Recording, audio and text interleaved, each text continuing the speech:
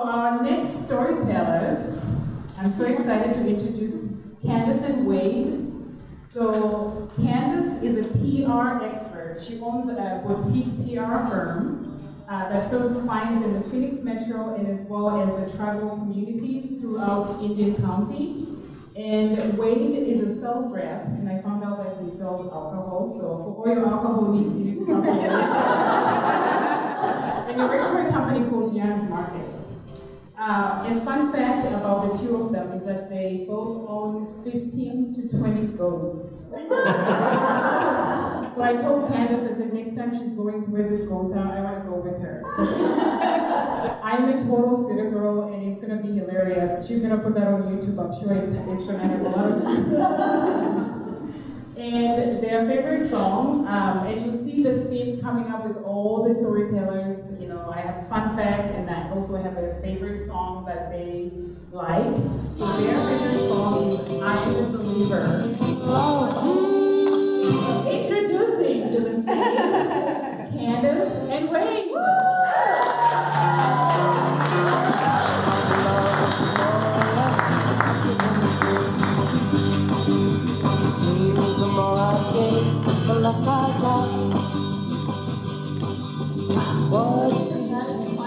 Introduction, just a little bit of a correction. It's Wade's mom who owns the 15 or so goats, and I relish the title that I'm a part-time goat herder on my Instagram, you know, because that's kind of cool. But yeah, so we're here tonight to share our story, and I just want to thank Canoe and the Real Love Real Stories podcast for inviting us. I'm pretty comfortable with public speaking. Wade is not, and he kind of got suckered into it. So that's another story. Okay, so we're gonna start, I guess, back from how we met. I was coming off like the summer of sisterhood. I was newly single, and I had a girlfriend, and we did everything together. We planned trips. We helped each other with, you know, things around the house, do-it-yourself stuff, you know, hiking excursions, you name it. And the end of the summer came around, and my friend Stephanie, she's like, you know, I'm thinking about taking some classes like nighttime. I'm like, okay, that's cool. I'm like, well, I'm gonna get into this fitness thing. Because I had been sort of like trying to do the online dating thing, and that kind of turned a little sour, and it just didn't pan out. So I was like, okay, I'm going to get all into my fitness about this. So it was about the first or second week in, September? We met September? The second week of September. And Stephanie had started going back to school, and I was working out, so I just left the gym. My hair was ratty, like no makeup, just looking completely in plain clothes. Stephanie was leaving, just got out of school, and we're like, hey, it's been a while, like 2 days since we talked. Like, let's get together. We need to catch up. Like, we've missed so much, right? So we decided we would meet at the Four Peaks Brewery. We're like, we're going to have one beer, you know, and then we're just going to hang out, and then, you know, we're going to go home and, like, you know, be responsible again. So that was the plan. So we went to Four Peaks. We were hanging out, and we were dressed up. We were just catching up with each other, and we kept to our word up until the parking lot when we were getting ready to leave. And I think I'll let you pick up from there. So my friend Thomas and I, we always hang out. We always go out together, and he liked to talk to ladies. So I just kind of let him be, and I just tag along with him and support him. And so he spotted Candace and Stephanie at the bar, and he was like, "Hey, we should go talk to them." I was like, "No, like they don't even look like they're even trying to like be hit on right now. Just hang out, like leave them alone, man. Let's just enjoy our food and drink some beers and just hang out." So we did that, and as we walked out, they were in the parking lot talking, and we were walking right by them. And I approached we were heading back to my vehicle, and just then he turned around and he's like, you know what, I'm gonna go talk to them. And I was like, okay. And then he just went back and he just approached them, and I followed. And So we were getting ready to get into our cars, and we see these two guys coming up, and we're like a block from ASU. You know, we're in our 30s, and we're like, it's a Thursday, it's Thirsty Thursday, and we have these two dudes coming up, like, what's going on? And, you know, me and my girlfriend did the quick, you know, the combo, like, oh my God, they're coming. We have to use them now. Like, okay, how old are we going to be? Because, you know, like, we're responsible, but like we still know how to have fun, so we're 33. Okay, we're gonna keep our regular names because that's gonna get too confusing. So when they approached us, we kind of had a game plan. We're like, you know, this is just for fun. Let's just see, you know, let's see what comes of this. Like, you know, we know they're gonna come and ask us to do something. So we ended up going out, having a few drinks, and Thomas was working on Stephanie, doing the best he can to and I was just kind of sitting beside him, and kind of like I was getting the drinks and everything. And, I was just sitting there. So and then we started talking. We just kind of let them do their thing, and then we just kind of figured whatever. We just started talking on our own, and next thing you know, we had a lot in common, which was really cool. So I was like, okay, this isn't that awkward. And so we started hanging out, and you said the magic words. You said, "Oh, we should go dancing." Oh yeah, we and we were at a bar, and I'm like, yes! A guy actually like wants to go dancing, right? Like, how difficult is that sometimes, right? Yes. So we were out on the dance floor, and we're just having a good time, and he was like dancing like this, and I'm like, okay, this is cool. Like, I like this. It's not like aggressive, you know? It's like just the right amount of like normal. very dorky. I didn't say yeah, I was just trying to have a good time. So. Yeah. And then at the end of the night, I just decided to ask for her number. I was like, oh, she seems really cool. Like, I would just love to hang out with her and just hang out. And she just seemed like a really down-to-earth person.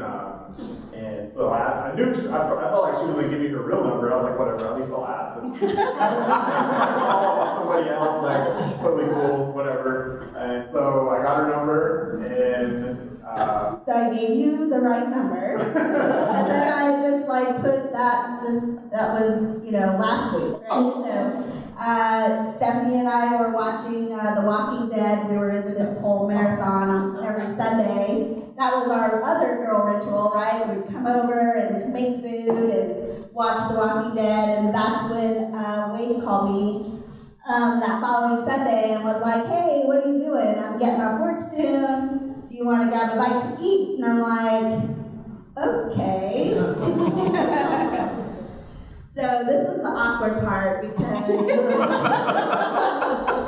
I'm not 33. And when I put down the phone and I'm like, crap, Stephanie, like, I think I'm gonna go and meet him for dinner, you know, but I'm gonna have to tell him my real age. And that's gonna be awkward, but I have to like get that off my chest because it was just like, it felt very heavy to have such a lie just kind of all over my person. And do you want to tell this part or do you want me? oh, go ahead. Thanks. Own up to it too. Okay, so he was sitting at the table waiting for me when I walked up, and mind you, I was looking fine. I didn't know I was going to meet him. I was actually just looking fine on the regular. I'm so kidding. But I was dressed up. I had a dress, I had wedges, my hair was done, makeup, like compared to what I looked like when we met and I was just running out of the gym. It was a nice improvement from my perspective. saw him, we sat down, and I'm like, hey, I'm really glad that we met. I'm glad you called, but I'm not really 33. And he's like, I knew it. He's like, what are you? 28? And I was like, oh my God. And I was like, no, I'm 39. And then Wade's like, well, my real name's not Wade.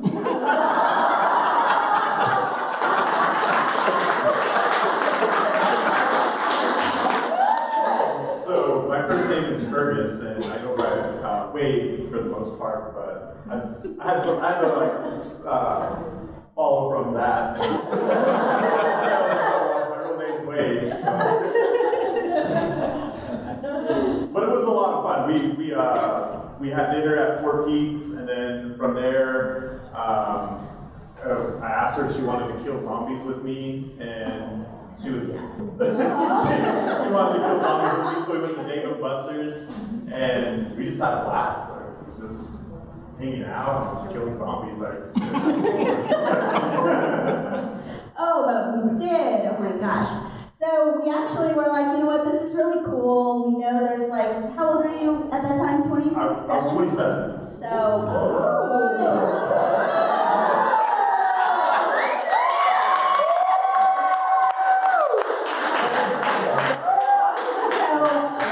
to wrap it up, what did that card say? 5 minutes? 3 minutes? Okay, 5 minutes. Oh, so this is easy. So yeah, we're like, you know what, we know this probably isn't going to go anywhere, but we're going to have a good time. This is fun. We became friends on Snapchat. I dressed up as a piece of bacon. Yeah, and food is the way to a man's heart. This is the truth. Wow, ever since then, we never really left each other's side. He would go to work, he'd come back. He said that I really reeled him in when he came back to my apartment one night and I had like tapas, kind of like lots of options, small plates with lots of food on each plate, right, and wine.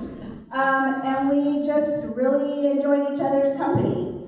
So flash forward from October to right around Valentine's Day. You want to talk about? So we moved in February, and we started getting a lot more serious. And I wasn't expecting it to get so serious and so quick, but it was just kind of everything was just happening so fast, and I was really falling for her. And I just decided, I was like, well, I'll just take a leap of faith, and if it works out, it works out. And I just told her how I felt. And one of my main things is family, and I really try to take care of my mother for the most I can. And I told her that my mom's a big part of my life, and I have to go back to the reservation, and I have to help her around at her area, like her animals, her home, and just keeping up with all that. And it does take a lot of time away from her, because I go home probably every other weekend.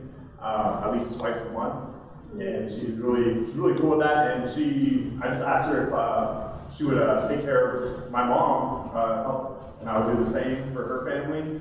And that's just how I got really serious.